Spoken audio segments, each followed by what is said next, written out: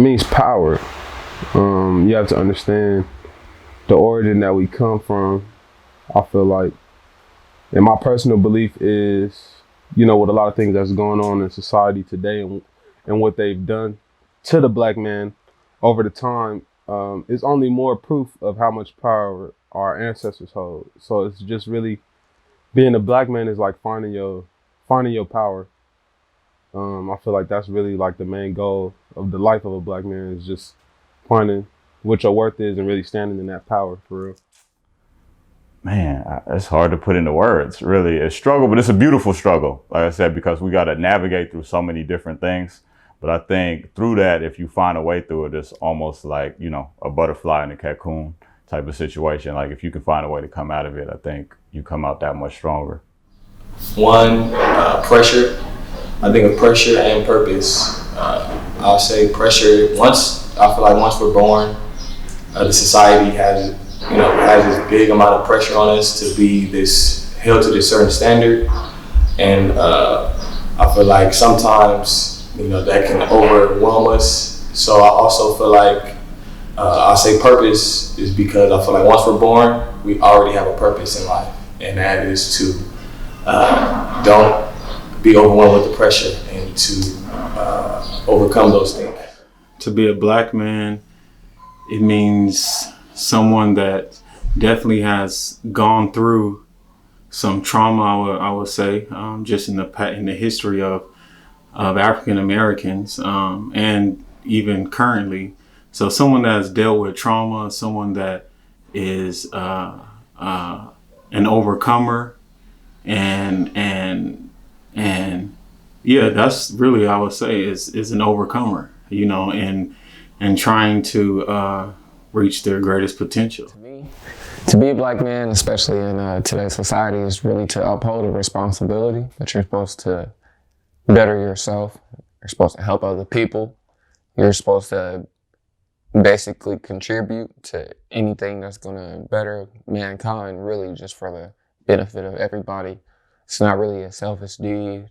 Everything that happens to you is for a reason, and it's all just taking that responsibility and doing what you're supposed to do. Where we at now in life, to be a black man is to be like eternally searching, seeking for the pinnacle of what you can be, but not really knowing how far you can go. And you do that as you try to also take care of your responsibilities and the other things that you have to do in life. But I think it's about being able to stand tall while still, searching for yourself. To be a black man definitely means to be strong, persistent, and insightful, because otherwise, it's not much room for you.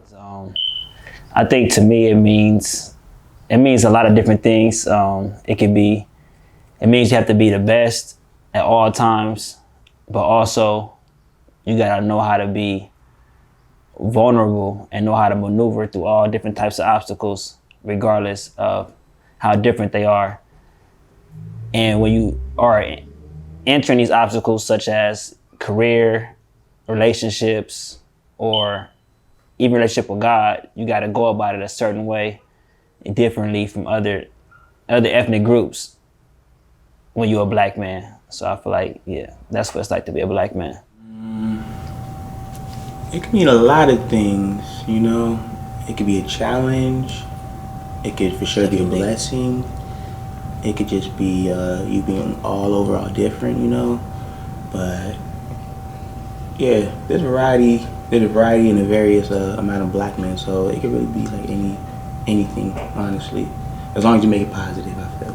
And then a black man, I think it comes with all those different things, but I think it also comes with knowing what I show up with.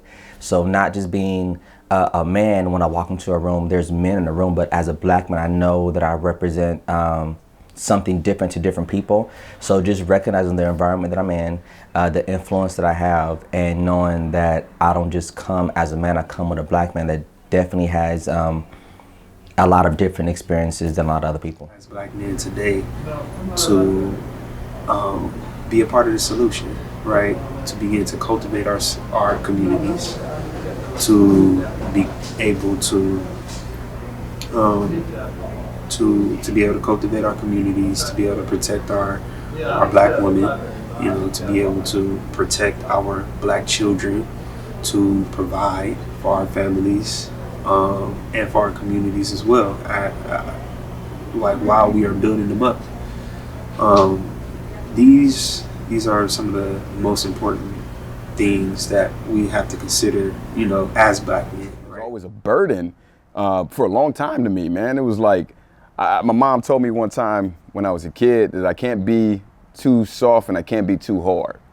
And so that was like a burden for me to try to figure out how to be myself but not be too vulnerable, but not come across too aggressive. And so, you know, and then like, you know, just being inundated constantly with, you know, just the overarching psychology and philosophy of the day, and the images of black men that were kind of made popular through media and music. It's like you have something to strive to be. That's a definition of who you are. The expectation of who you are, right, is aggressive, is strong, is, you know, in many respects like hypersexualized or objectified, and it, you know, and that was what a black man was like. And if you didn't fit into that category, then you were told that you're not black. Yeah, I mean, I think just in terms of the everyday things I think you got to deal with in terms of being a black man, I think is a little bit different, right? You know, I hate to always go to the, you know, the police situation. So I don't think it's just that, but I think it's more so just knowing who you are, being able to look into your history books and see who you are, like just navigating that portion of it. Like you can go through your whole schooling and you may only see yourself in February, right? So it's kind of hard to find your contributions or find how you fit in to society, especially if you don't have those examples at home. So I think just in terms of that, trying to discover what it means and how you want to represent, I think that's the difference between being a black man and just being a man. I think man is just the overall concept of being a provider, like I said before, and things like that, and being a support system. But being a black man is like really discovering how you fit in, you know, in terms of our culture and how you can make it better and how you can leave it a better place, especially in America, you know, knowing all the things we went through. The difference of being a man and a black man is that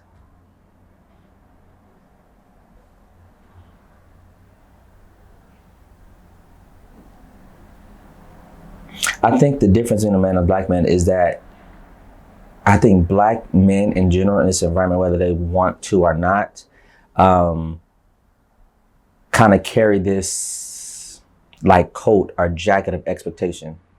So it just kind of comes. I have 3 black boys and, you know, unawarely not paying attention to it, but they know of race and know what it is to be black and, you know, what it feels like to, you know, have our different feelings around the police, our different feelings around, you know, just different topics. So I think the difference of being a man and being a black man is that like you come with culture, you come with experiences, you come with different experiences that make you the total black man. And I think oftentimes that kind of guides the direction that you're going, whether it's positive or negative. Yeah, black man, they definitely, we have a different history than, you know, any other nationality. So I would say it's definitely a different, especially even now today, look what's going on with the police brutality and all of that. So I think most black men understand we have to navigate a different way. And I think most black men understand that and have learned to do that. Anybody can be a man, but it takes a different, unique being to be a black man.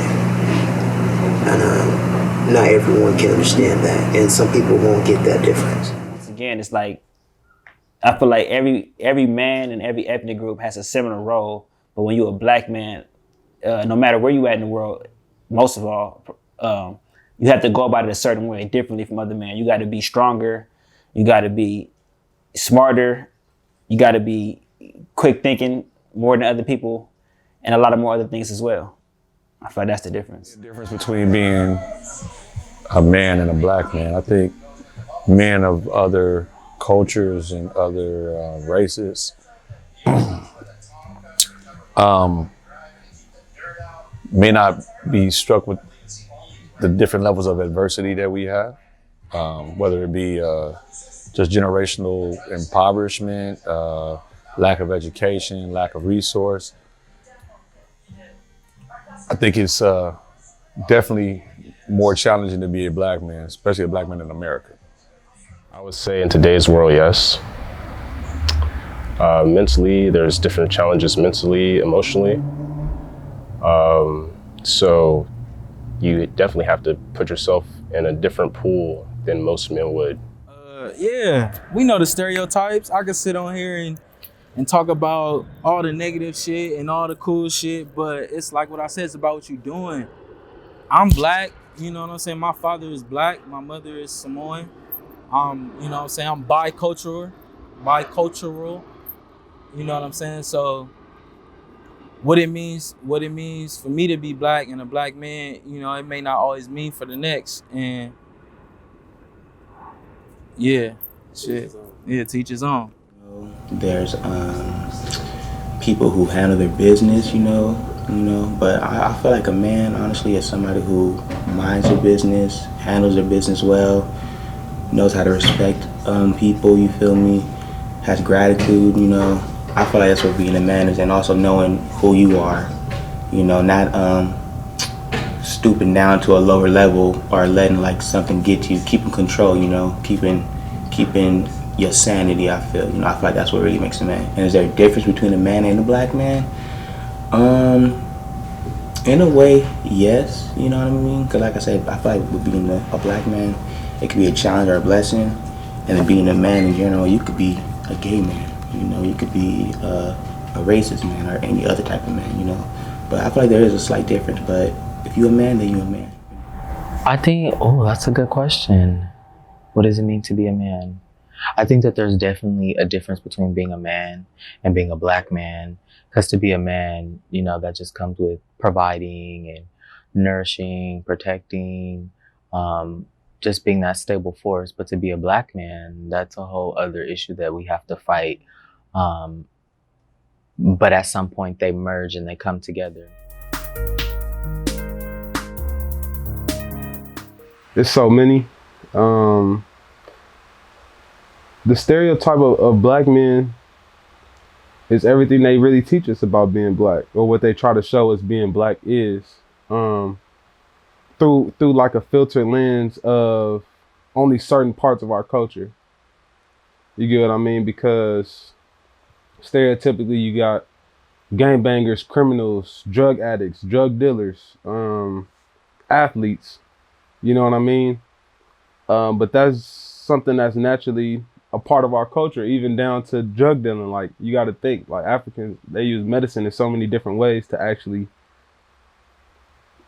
help their people, right? But the stereotypical sense of criminalizing the black man now is where we use those same strengths that our ancestors, like I said before, gave us, but in a negative manner. And I feel like that's just all through the hands of society. I feel like the stereotype of a black man is what society wants to mold us into, what they want us to make us believe that we are. Big and scary. Man, I'll give you one example. I remember coming back from college my first summer, I'm sorry. And I had wore a suit. I just told my mom I wanted to wear a suit one day. And I had went into the bank, and this lady at the counter was just like, "Why are you wearing a suit?" You know what I'm saying? It was like, where are you going? Like, and it just was like, damn, like I couldn't just be, you know, maybe I just wanted to get fresh today, you know, this type of corporate fresh, you know? So it seems like kind of basic, but I think it was kind of the way she said it, if that makes sense, more so than she said, like, why are you wearing a suit today? Mm-hmm. You know, so I think, you know, stereotypically speaking, I think sometimes we can fall, and I think we fall into it too, just in terms of, you know, how we dress or how we're supposed to look. And maybe is he going to court there, or is he doing this or that? Like, you know what I'm saying? Instead of it just being like, you know, people in the 60s, 70s, 80s, like they used to do this all the time. Like it just was how they felt. So I think that's it. It just kind of speaks to the image. Like I think a lot of people have a set piece in their mind about like what we look like, you know, for each situation. Like we can only be doing this if we got this. If we got a hoodie on, we're doing this. So if we got, you know what I'm saying? Like a suit on, we're doing this. So I think just the overall image is something that we got to deal with. Stereotype of a black man, you know, thieving, evil, you know, people who can't see the value of the future, and so they're acting upon the present. I think those are some of the things that stick out to me when I first think about it. The biggest stereotype that I can think of is like the toxic masculinity thing. Like, you know, a lot of times, it's a stereotype to where if you look at a black man in public with a beard or, you know, whatever, you know, I ain't got no beard, but, you know, that's just above like 20 something. They're like a toxic, you know, they are, how could you put it? You know, they exude toxic masculinity. Walk into stores, and you go around, wherever you go, it's just like people kind of have this fear of you. But if you don't present yourself as a threat, the majority of people don't even like have that, oh, you're kind of like someone I should fear. It's more of like okay, now I can approach you in a friendly way, but it was more of our history and how we've been taught and how things have been told to other people is why we've been created to look like a character or a demon or any type of devil in other people's eyes, or just like anything that can like be used against us. That we all niggas. You know, I mean, that's just that we all have niggerish qualities, and we operate on a level of ignorance and operate on a level of disrespect, lack of knowledge of self and lack of knowledge of culture, and yeah, a lot of stereotypes that come with being a black man, unfortunately. Growing up, you always hear like typical stereotypes of like, you know, black men aren't good fathers, I guess, or, you know, they leave their kids, or black people got to be good at rapping, black people got to be good at track, or just stuff like that. I feel, you know, and I feel like those stereotypes, I mean, they can't go away, but they shouldn't be like so pressurized towards the black man, you know what I mean? But you hear the typical stuff, oh, black man ain't shit, you know what I mean? Oh, he got to be good at this and all that and stuff, but. So I don't always carry myself, you know, after a certain point in my life, with the sagging pants or the big clothes, or, you know, kind of fitting into that paradigm. And so I was told I was a sellout. I wasn't black, wasn't black enough. Yeah, and then in some circles, I'm too black. So it always felt burdensome to me for a very long time. Like it was a lot to carry and a lot to try to process, until I shifted my thinking. And I stopped thinking of it as a curse. I stopped thinking of it as something to aspire, like have to like lean into or aspire to. And I started to try to understand my blackness as a gift that God had chosen to trust me with, because I could have been born at any point in time in history in any particular like socioeconomic class or ethnic group. But God saw fit that I would be born as a black man in 1987, grew up in South Central Los Angeles, in a single parent home, to a father who was, you know, a drug dealer and different things like that. And he saw fit to trust me with that. And when I stopped thinking of it as like a burden and a curse and this heavy thing that I have to carry around, you know, there was a lot of levity and peace that came to my life. It's like now I think of it being as a black man as a gift from God, just like with anybody. I would say that anybody, whoever you are, like especially because you didn't choose it, right?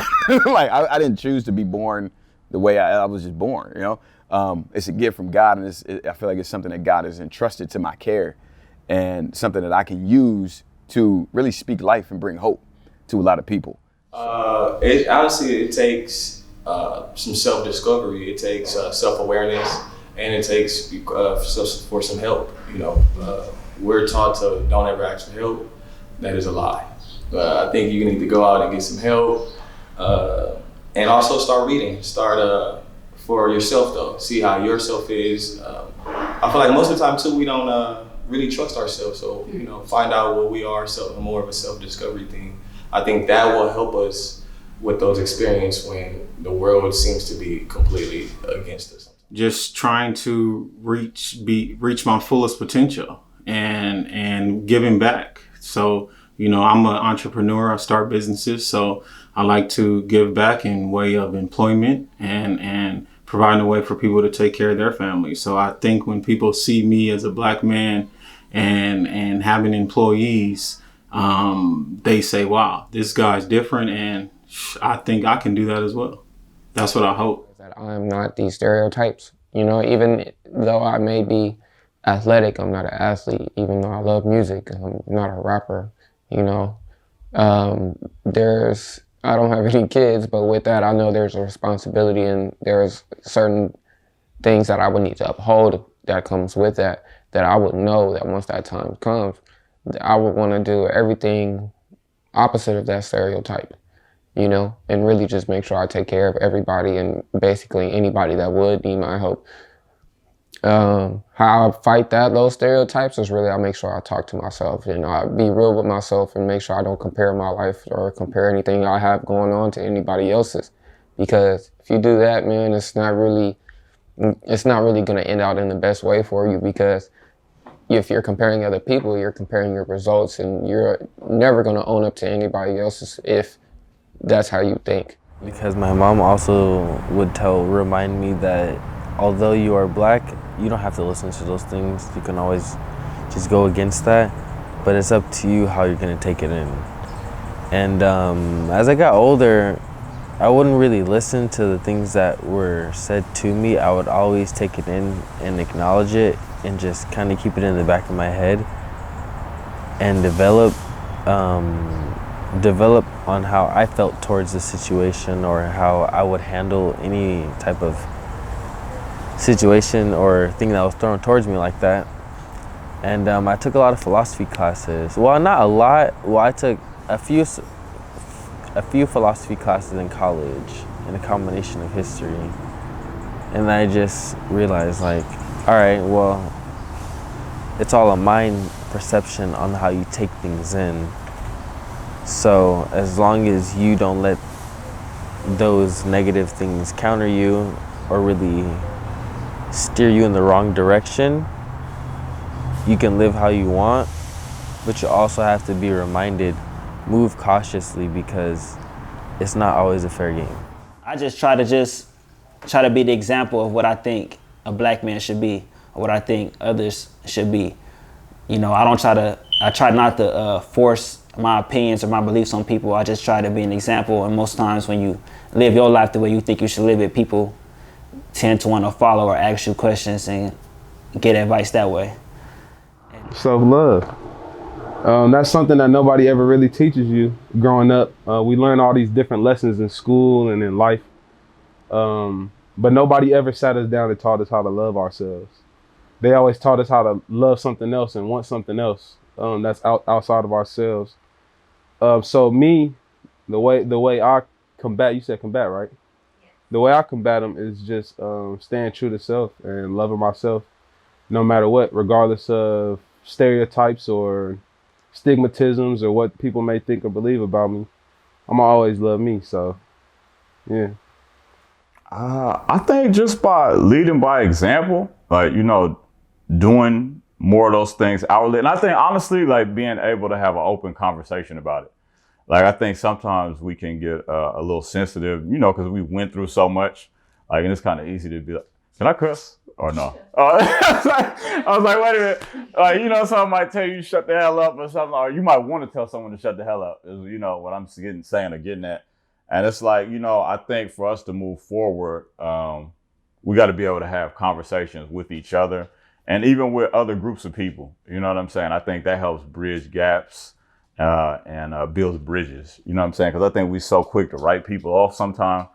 We miss a good opportunity to really, you know, find an ally or find a friend or, you know, make it easier for the next person they run into. Because we're not going to be the last black man that somebody runs into, you know. So being able to go out there and do that, and be able to have the conversation, I think is important. By arming yourself with knowledge, arming yourself with resources, maybe network. There's different things that can arm you as opposed to isolating you and making you, it becomes frustrating to be. I respect people, even when they being assholes. So what? They probably having a bad day. I respect people, you know what I'm saying? I got a STEM degree, and I continue to invest into the qualities of life that I enjoyed the most, regardless of who was in the room. So I stuck through all of my endeavors and made sure to persist. I made sure not to show any telling any false stories about who I am or my culture. And I made sure to stay the line. What I'm supposed to do as a man, that goes back to being a man, taking care of responsibility, stepping up to the plate, really just doing what he was supposed to do. And like I said, standing on what you say, because a lot of the stereotypes come from quote-unquote broken homes or things that were said or they had to say he's going to be there and didn't show up. And that leads to the stereotype of not being there right now, your family, and so on and so on. So, like I said, just standing for what you say and standing for what you say. And getting back a lot of those stereotypes. I'm sure I have. It's hard to think of something off the top of my head. But I mean, I think we all fall into it sometimes. I know, like, even like shit, like being at the club or something like that, walking home late, like, you know what I'm saying? I used to have to make a long walk home from like the train station to like where I live. So my dad always be like, yo, you know, when you come home, walk in the middle of the street, especially with someone on the sidewalk and shit like that. So, you know, I think sometimes I fall into that, like whether I see somebody coming up, they could be wearing whatever, you know what I'm saying? It's just like, oh, it's nighttime, you know, fuck that, they're not finna catch me slipping. Like, so I think little stuff like that, but, you know, I had it ingrained into me like young, like, you know, to not have that kind of perspective, you know what I'm saying? Still to be, you know, be realistic, you know what I'm saying, with stuff like you gotta be. But, you know, I think we all have, you know, I think when you see a person behaving in a certain way, it is either familiar or not familiar. It is either expected or not expected. So if I see, you know, a man in a suit at a liquor store and he's, you know, sloppy drunk and cursing someone out, I, you know, really wouldn't expect that, you know, because it wouldn't really, you know, align. But again, I think we all have our stereotypes based off what people present themselves to you and what people in our own society places on everybody else. That it's not really good to look down on those type of people, because a lot of times these people just don't have anywhere to go, whether it be homeless people, whether it be, you know, somebody who's LGBTQ and they're not supported. You know, there's a lot of ways that you can basically knock those stereotypes without basically playing into those situations, you know. You just have to be the bigger person, the better person, and realize that their life is different from yours. And you have to input yourself into those situations and realize that you can help, or that if you can't help, this is not your situation to be in and you need to step away. Hurting people and putting people down is never really any way to go, especially when it comes to those type of things, because like I said, you don't never know what the other person is going through.